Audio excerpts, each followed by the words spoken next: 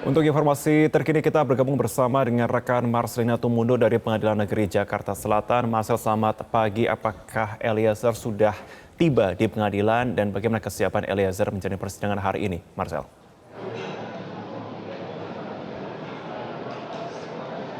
Ya, Marvin, dapat dipastikan bahwa terdakwa Richard Eliezer sudah tiba di Pengadilan Negeri Jakarta Selatan untuk mengikuti agenda persidangan pada hari ini, di mana majelis hakim akan memberikan kesempatan bagi Richard Eliezer untuk memberikan keterangannya sebagai terdakwa.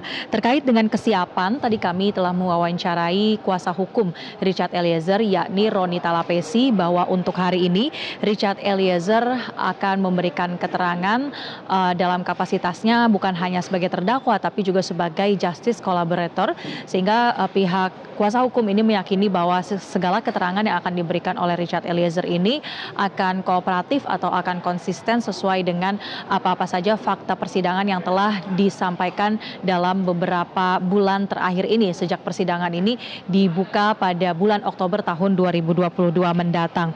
Dan kemudian secara teknis nanti untuk pemeriksaan terdakwa ini pihak majelis hakim akan memberikan kesempatan baik bagi jaksa penuntut umum maupun untuk tim penasihat hukum terdakwa mengajukan beberapa pertanyaan kepada Richard Eliezer untuk kemudian nanti dijawab oleh pihak terdakwa, dan tentunya juga akan dicatat sebagai keterangan yang nantinya bisa menjadi pertimbangan bagi majelis hakim untuk menjatuhkan vonis ataupun putusan bagi terdakwa Richard Eliezer. Sebelumnya juga terhadap terdakwa Richard Eliezer ini, tim penasihat hukum pada pekan lalu sudah menghadirkan beberapa ahli yang memberikan keterangan yang dapat meringankan pihak terdakwa.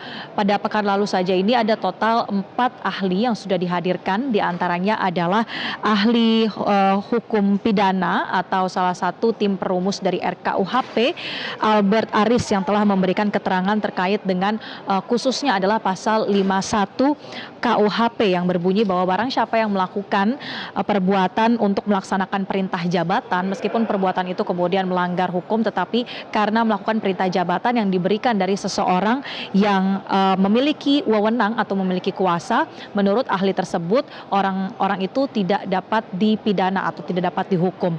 Kemudian pada pekan lalu juga ada kesaksian dari ahli seperti dari ahli filsafat moral, kemudian ahli psikolog klinis dewasa dan ahli psikolog forensik, yang kurang lebih ini juga menggambarkan bagaimana posisi dari Richard Eliezer baik secara moral yang menghadapi adanya relasi kuasa, kemudian secara psikologis yang menghadapi adanya sebuah tekanan begitu, dan juga bagaimana Richard Eliezer ini digambarkan sebagai seseorang yang memiliki tingkat kepatuhan yang cukup tinggi, apalagi ketika berhadapan di tengah lingkungan yang terdapat pimpinan ataupun orang yang berwenang di dalamnya. Ini merupakan keterangan-keterangan ahli sebelumnya yang bersifat meringankan pihak terdakwa Richard Eliezer, yang sebelumnya juga telah didahului dengan beberapa saksi yang juga telah dihadirkan dari pihak jaksa penuntut umum, seperti saksi-saksi fakta, kemudian juga ada saksi mahkota dan ahli dari pihak JPU yang dapat memberatkan hukuman bagi Richard Eliezer. Kita tentu akan menantikan bersama bagaimana keterangan yang diberikan pada hari ini. Akan cukup menarik karena ini tentunya kesempatan pembuktian terakhir yang dapat dilakukan, karena kalau merunut dari urutan persidangan menurut KUHP ini nantinya akan diikuti pada pekan depan atau pada persidangan selanjutnya adalah dengan agenda pembacaan tuntutan dari jaksa setelah tahapan pembuktian ini selesai. Marvin. Marcel, apakah Anda mendapatkan informasi dari kuasa hukum Eliezer bagaimana Eliezer akan konsisten menyampaikan keterangannya?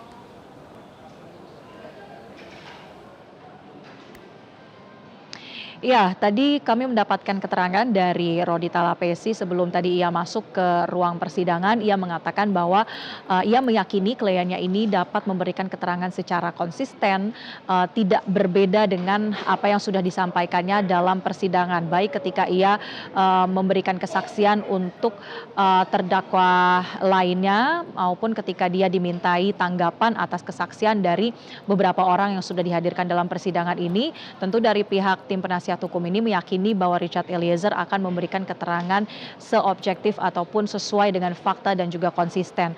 Selain itu juga Richard Eliezer tentu masih dalam pengawasan dari Lembaga Perlindungan Saksi dan Korban atau LPSK yang pada hari ini juga sudah hadir dalam ruang persidangan. Ini tentunya untuk memastikan bahwa indikator yang sebelumnya sudah digunakan oleh LPSK untuk memberikan rekomendasi sebagai JC kepada Richard Eliezer ini dipenuhi dengan baik atau dengan bertanggung jawab oleh pihak Richard Eliezer yang sudah diberikan rekomendasi sebagai justice collaborator. Tadi juga Roni Talapesi menyampaikan atau menambahkan ada beberapa fakta lainnya yang ditemukan ketika kemarin pihak tim majelis hakim bersama dengan JPU juga melakukan cek TKP di rumah dinas Verdi Sambo di Duren 3 maupun di rumah pribadinya di Jalan Saguling. Kemudian ada beberapa fakta yang menurut tim kuasa hukum Richard Eliezer, fakta-fakta di TKP ini sesuai dengan apa yang sudah disampaikan oleh Richard Eliezer dalam BAP ataupun dalam keterangannya di persidangan. Kita tentu akan lihat kembali sejauh mana nantinya keterangan yang akan diberikan oleh Richard Eliezer ini dalam kapasitasnya sebagai terdakwa hari ini.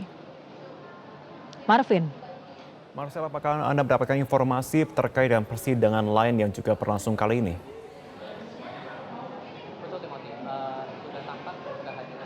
Ya, hari ini untuk persidangan di Pengadilan Negeri Jakarta Selatan, selain bagi perkara pembunuhan berencana Brigadir Yosua, juga digelar sidang untuk perkara dugaan perintangan penyidikan atau obstruction of justice. Kita tahu bahwa untuk obstruction of justice ini total ada 7 terdakwa selain Verdi Sambo.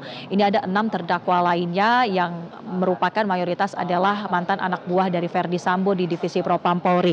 Ke-6 terdakwa ini hari ini juga akan menjalani persidangan.